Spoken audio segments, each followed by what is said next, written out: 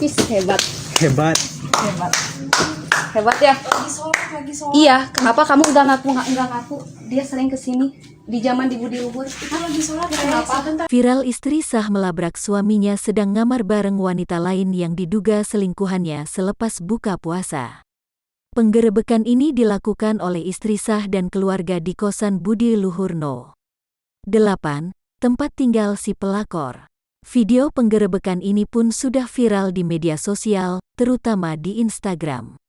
Menurut pengakuan istri sah, suaminya itu sudah selingkuh dengan rekan kerjanya selama 3 tahun.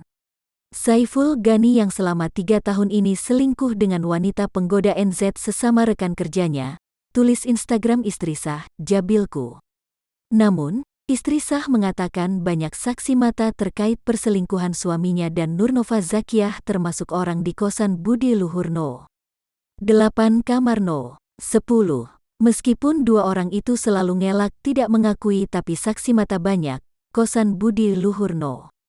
8 kamar No. 10 yang menjadi saksi hidup kelakuan bejat mereka, ungkapnya.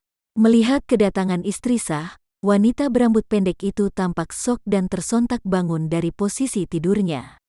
Sementara itu, sang suami tiba-tiba pura-pura melaksanakan sholat maghrib. Menurut pengakuan wanita yang disebut pelakor itu, pria tersebut hanya sekedar sholat di kosannya. Ia juga membantah punya hubungan terlarang dengan suami orang.